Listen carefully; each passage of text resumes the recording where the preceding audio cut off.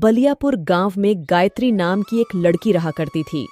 बचपन में माँ बाबा के गुजर जाने के बाद से ही वो अपना और अपने भाई दोनों का ख्याल रखती थी। गायत्री जितना भी कमाती थी वो सारा का सारा घर के किराए, मिंकू की फीस, राशन में लग जाया करता और बचे खुचे पैसों से वो पूरा महीना घर चलाती। गायत्री का एक सपना था कि वो अपने लिए एक घर खरीदे। एक दिन सुबह गायत्री का मकान मालिक धनीराम उनके घर पहुंचा। गायत्री कमरे से बाहर आती है। अरे गायत्री, तू आ गई? बता मेरा किराया कब देगी? आओ। तुम तो आओगी नहीं कभी, हैं? खुद से किराया देने? तो मैंने सोचा मैं ही आ जाऊं। हाँ, इस बार तनख्वाह थोड़ी देर से आएगी, इसलिए नहीं दे पाई। ये तो तुम्हारा रोज का है, कभी भाई बीमार, कभी पगार नहीं आई। तुम्हारा तो हर बार का है।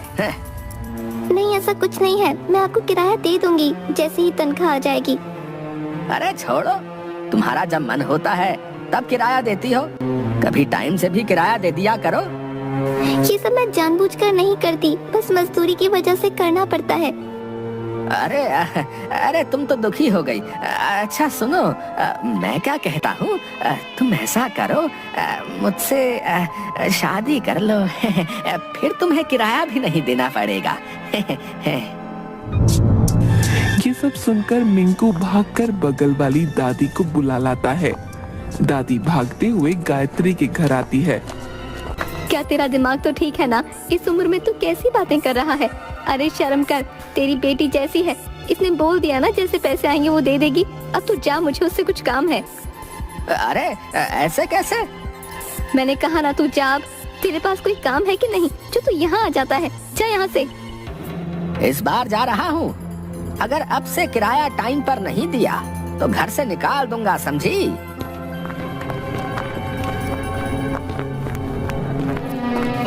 इस पागल की बातों को दिल से मत लगा, ये बुढ़ा तो पागल है। जो तुझे देर नहीं हो रही, तुझे भी तो काम पर जाना है। दादी, आज अगर आप नहीं होती तो पता नहीं मुझे क्या क्या सुनना पड़ता। अच्छा हुआ आप टाइम पर आ गईं। ठीक है दादी, अब मैं चलती हूँ। इसके बाद गायत्री गोपाल की फैक्ट्री में पहुँच गई। आओ गायत्री, मैं तुम्हारा इंतजार कर रहा था। आज हमें शहर से बहुत बड़ा ऑर्डर मिला है। और हाँ गायत्री, कढ़ाई का काम तुम ही करोगी। अगर ये ऑर्डर पूरा हो गया तो मैं तुम सबको बोनस दूंगा। सब मन लगाकर काम करना। सब अपने अपने काम में लग गए।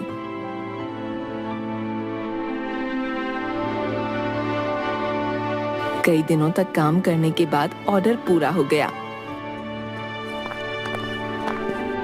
सुनो रेशमा, मैं घर जा रही हूँ। तुम्हारा काम हो गया है तो तुम भी चलो। नहीं, अभी थोड़ा काम बाकी है, तुम जाओ, मैं मालती के साथ आ जाऊंगी। ठीक है। इसके बाद गायत्री घर चली गई। उसके जाते ही मालती बोली, ये गायत्री ना जब देखो अपने मन की करती है। पहले तो सुबह देर से आती है और शाम को जल्दी चली जाती है। छोड़ ना, तू भी कुछ भी बोलती है। सुबह उसके घर में कुछ हो गया था और अभी उसका काम खत्म हो गया। वैसे भी जाने का समय तो हो चुका है। तू तो जब देखो उसकी तारीफ करती है। अरे छोड़ ना, बहुत काम करना बाकी है, अभी जल्दी जल्दी अपना काम कर।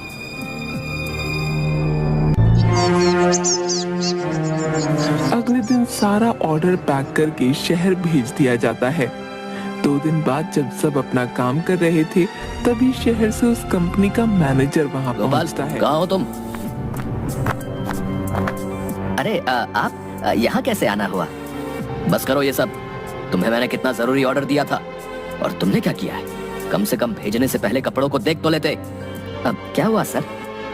ये देखो, कहीं से कपड़े खींचे हैं, कहीं पर धागे उलझे हैं। मुझे तुमसे कोई बात नहीं करनी है, मुझे हमारे सारे पैसे चाहिए बस। ऐसा मत कहिए, हमें एक और मौका दे दीजिए। कुछ नहीं सुनना मुझे बस मेरा पैसा चाहिए बस।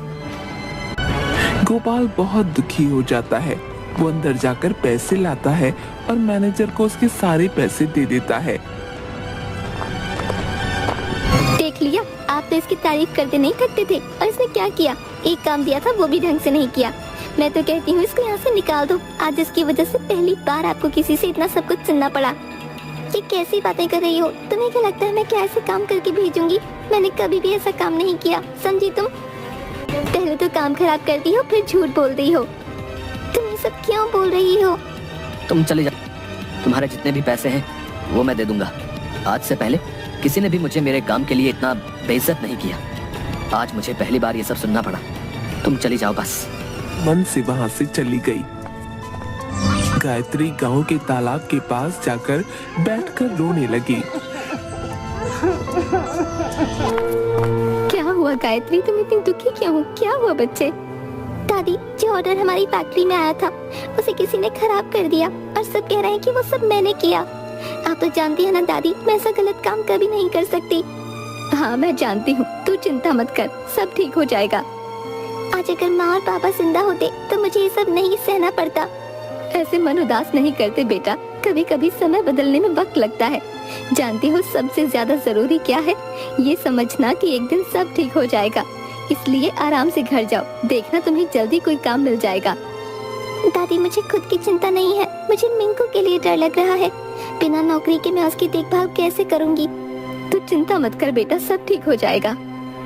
उसने देखा कि मिंकू उसका घर पर इंतजार कर रहा था। दीदी आप आ गई? तुम बाहर क्या कर रहे हो? अंदर चलो। क्या हुआ दीदी, आप उदास हो? अरे नहीं बाबा, मैं बस थक गई हूँ। चलो तुम पढ़ाई करो, मैं रात का खाना बनाती हूँ। रात का खाना खाने के बाद मिंकू सो गया, लेकिन गायत्री नहीं सो पाई। वो पूरी रात रोती रही और माँ को याद करके रोते रोते उसकी आंख लग गई। सपने में उसे एक रोशनी आते हुए दिखी। ये कैसी रोशनी है?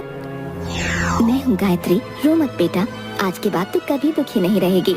कल जब तू उठेगी तो तुझे तेरी जिंदगी का सबसे बड़ा तोहफा मिलेगा। आप आज तक क्यों नहीं आई मुझसे मिलने? आपको क्या आज से पहले मेरी याद नहीं आई? बोलिए। कभी कभी बहुत सी चीजें हमारे हाथ में नहीं होती, भूल जाओ वो सब। कल से तुम्हारी जिंदगी बदलने वाली है। कल का इंतजार करो, बस जाओ, अपना ध्यान रखो। कल से तुम्हारी जिंदगी आसान हो जाएगी।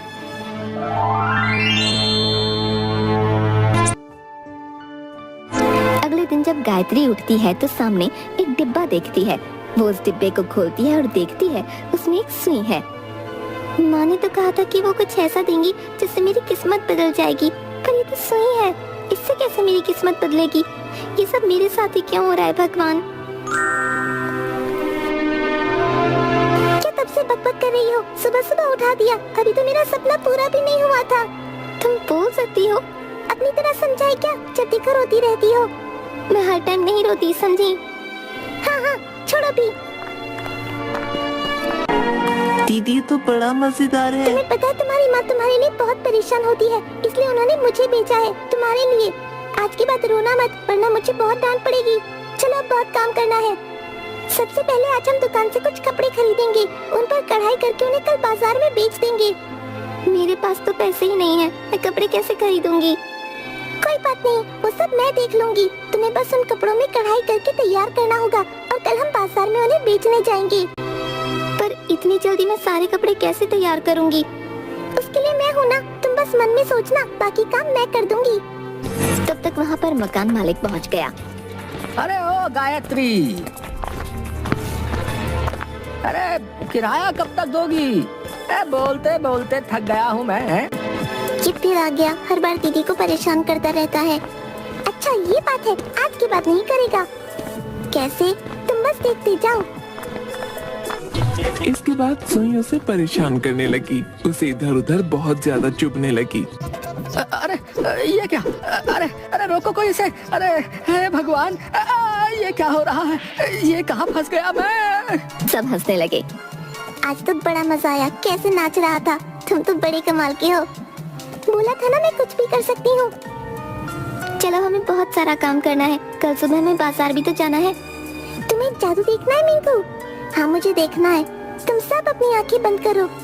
जैसे ही उन सब ने अपनी आंखें बंद की, जादुई सुई ने अपने जादू से वहाँ कुछ कपड़े मेज पर रख दिए और कढ़ाई के लिए जितना भी सामान चाहिए था वो भी रख दिया।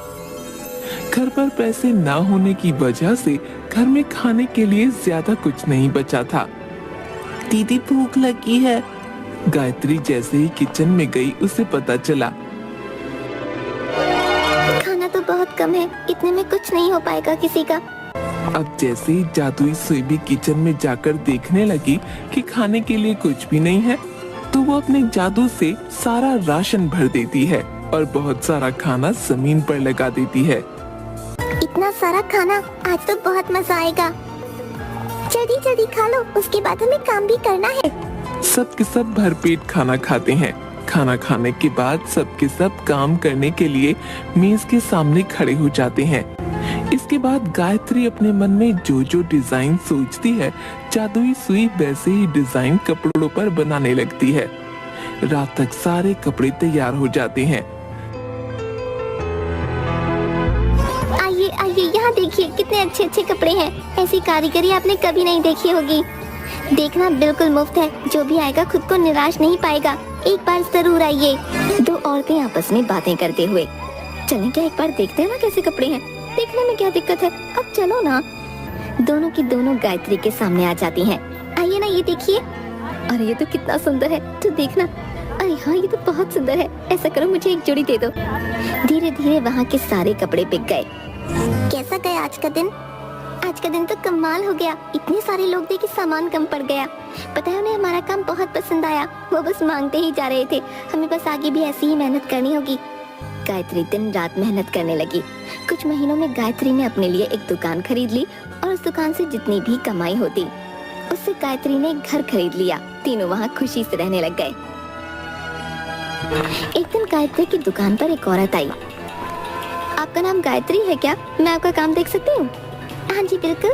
गायत्री उस औरत को अपने कुछ काम के नमूने दिखाती है। ये सब तुमने कहाँ से सीखा? मैंने ये सब खुद से ही सीखा है। वाह, तुमने तो बड़ी कम उम्र में पक्का काम सीख लिया है। हाँ जी। हमें 130 सेट चाहिए। क्या आप हमें एक हफ्ते में ये ऑर्डर पूरा करके दे सकती हैं? ठीक है। हमारा बिजनेस कई टाइम से अच्छा नहीं चल रहा है। अगर आप हमारी मदद करेंगी तो हमें लगता है शायद हमारे बिजनेस को मदद मिलेगी। मैं एक हफ्ते बाद आती हूँ। आपके पास कल सारा मटेरियल पहुँच जाएगा। ठीक है। नमस्ते, ऑर्डर पूरा हो गया क्या? हाँ जी पूरा हो गया, बस हम आपका इंतजार कर रहे थे। सारा सामान ठीक से पैक कर दिया है ना? हाँ जी। ये लीजिए आपकी पेमेंट। इसके बाद वो औरत सामान लेकर चली जाती है। जो मैनेजर पहले गोपाल की दुकान पर आया था, वो मैनेजर इसी औरत की कंपनी में काम करता है। ये लो, इस बार हम जितने भी लहंगे डिजाइन करेंगे इन्हीं कपड़ों से करेंगे। मैडम, आप ये कपड़े कहाँ से लाई हैं? इनमें तो कितना बढ़िया काम हुआ है। मेरी मौसी की बेटी ने इनसे कपड़े खरीदे। जब मैंने उसके कपड़े देखे तो मैंने पूछा कि तुमने ये कहाँ से खरीदे। उसने मुझे उनका पता बताया। फिर मैंने वहाँ जाकर उनको हमारे लिए 130 सेट पूरे करने का ऑर्डर दिया। आगे से जितना भी काम होगा खुद जाके कंप्लीट कर दूंगा। ठीक है, मैं कुछ दिनों बाद दूसरा ऑर्डर देने के लिए उनके पास जाऊंगी, तब तुम हमारे साथ चलना। इसके बाद वो औरत गायत्री की दुकान में काम करने वाले एक आदमी से कहती है, जरा गायत्री को बुलाना। गायत्री बाहर आती है। इनसे मिलिए, ये है गायत्री। वो ऑर्डर इन्होंने ही पूरा किया था। तुमने ये ऑर्डर पूरा किया है? तुम क्या नहीं जानते हो? हाँ मैडम, उस दिन जो हमारी कंपनी का बहुत बड़ा लॉस हुआ था, इन्हीं की वजह से हुआ था। इन्होंने कपड़े इतने बेकार भेजे कि उस दिन का पूरा इवेंट इनकी वजह से खराब हो गया था। कि तुम कैसी बातें कर रहे हो? इन्होंने इतना अच्छा काम किया है, भला एक कारीगर अपना काम खराब करके अपना नाम क्यों खराब करेगा? वही मैं भी सोच रहा हूँ। तो उस दिन ये काम किसने किया? मैंने सारा काम सही किया था, लेकिन पता नहीं क्या हुआ कि जब आप उस पार्सल को लेकर गए सारे कपड़े खराब निकले। मैंने तो सारा खुद एक एक कपड़ा देखकर पैक किया था। उस वजह से मेरी नौकरी भी हाथ से चली गई। अब मुझे माफ कर दो। हमें उस दिन इतना बड़ा लॉस हुआ कि गुस्से में मैंने तुम्हें बहुत भला बुरा कह दिया। उस दिन मैंने गोपाल को भी बहुत कुछ सुना दिया था। मुझे उससे माफी मांगनी चाहिए। मैं आज ही उनसे माफी मांगने जाऊंगा। तुम भी चलो। सबको ये बताना जरूरी है कि उस दिन गलती तुम्हारी नहीं थी। हाँ गायत्री, तुम्हें जाना चाहिए। जिसने ये गलत काम किया है उसे ये सजा आप सब यहाँ? अब मुझे माफ कर दो गोपाल। मुझे आज पता चला कि उस दिन गलती गायत्री की नहीं थी। किसी ने जानबूझकर वो कपड़े खराब किए थे। अब लेकिन वो कौन था? वो सब मुझे नहीं पता, लेकिन तुम्हारे लोगों में से ही कोई है। उस दिन आखिर में कौन गया था? गायत्री के जाने के बाद मैं और रेशमा ही बचे थे। उसके बाद आपने मुझे मार्केट भेज दिया था। उस दिन तो मुझे लगता है रेशमा ने ही ताला लगाया था। इससे ज्यादा मुझे नहीं पता। अगली सुबह सबसे पहले कौन आया? रेशमा ने शाम को ताला लगाया था, इसलिए मैंने जल्दी आकर सुबह ताला खोल दिया था। इसीलिए मैंने सामान को गाड़ी में रखकर सेट कर दिया। उसके बाद आप आए और आपने कहा कि गाड़ी को शहर भिजवा दो, तो मैंने शहर भिजवा दिया। लेकिन मैंने तो कपड़ों की पैकिंग ही नहीं की थी। तो सुबह कपड़े पैक किसने किए? मुझे नहीं पता, जब मैं आया था तब तो सारे कपड़े पैक थे। मैं भी चली गई थी, इसलिए मैंने तो नहीं किए। रेशमा, ये कपड़े क्या तुमने पैक किए थे? नहीं नहीं, मैंने नहीं किए। इसके बाद जादुई सुई रेशमा को परेशान करने लगी। मुझे बचाओ, कोई कोई इसे हटाओ, ये सुई बार बार मुझे क्यों चुभ रही है? क्या हो रहा है? कोई रोको इसे, मैं बताती हूँ। सच बताओ, अगर तुमने सच नहीं कहा तो मैं तुम्हें पुलिस के हवाले कर दूंगा। फिर बाकी पुलिस ही देखेगी उन्हें क्या करना है। नहीं नहीं, आप पुलिस को मत बुलाइए, मैं बताती हूँ वो सब मैंने। लेकिन तुमने वो सब क्यों किया? इस गायत्री की वजह से जब देखो सब इसकी तारीफ करते रहते हैं, यहाँ तक कि मेरी दादी भी। उनके लिए तो उनकी असली पोती ये है, मैं नहीं। जब देखो परेशान करके रखा हुआ था। इस सुई में धागा डाले तो वो और हम चाहे जितना मर्जी काम कर लें, कोई हमारी तरफ देखता नहीं था। इसलिए मैंने उस दिन गायत्री और मालती के जाने के बाद इसके कपड़े खराब कर दिए और पैकिंग करके रख दिए। तुम्हें शर्म नहीं आई रेशमा? तुम्हें पता है मेरे पास केवल एक यही नौकरी थी जिससे मैं अपना घर चला रही थी। नौकरी जाने के बाद मैं और मेरा भाई सड़क पर आ गए थे। क्या करते हम? एक बार भी नहीं सोचा तुमने? तुम इतनी मतलबी कैसे हो गई? मैं तो कहता हूँ उसे पुलिस के हवाले कर देते हैं, धोखाधड़ी के आरोप में। नहीं, जाने दो इसे। अगर इसे जेल में भिजवा दिया तो दादी अकेली रह जाएंगी। इस उम्र में इतनी परेशानियां वो नहीं झेल पाएंगी। उनके काफी कर्ज है मुझ पर, उनके लिए इतना तो मैं कर ही सकती हूँ। हाँ, और ये गंदी सोच अपने दिमाग से निकाल देना रेशमा। आज तो बच गई, अगर अगली बार नहीं बची तो जिंदगी भर खुद को कोसती रहोगी। मैं चलता हूँ गायत्री, और हाँ, आगे से हमारे सारे ऑर्डर को तुम ही संभालोगी। तुम्हारा काम हम सबको बहुत पसंद आया है। हम चाहते हैं कि तुम हमारे साथ पार्टनर बनकर रहो और कपड़ों में कढ़ाई का काम तुम ही देखो। मुझे माफ कर दो गायत्री। काश अगर सब मैंने समय पर पता कर लिया होता तो तुम्हें इतना सब कुछ नहीं सहना पड़ता। कोई बात नहीं, अगर उस दिन वो सब नहीं होता तो मैं आज जिंदगी में इतनी खुश ना होती। भगवान ने इन सब से मुझे एक मौका दिया ताकि मैं खुद के लिए कुछ अच्छा कर सकूं। गायत्री और भी मेहनत करती है और धीरे धीरे सभी अपना जीवन खुशी से बिताने लगते हैं।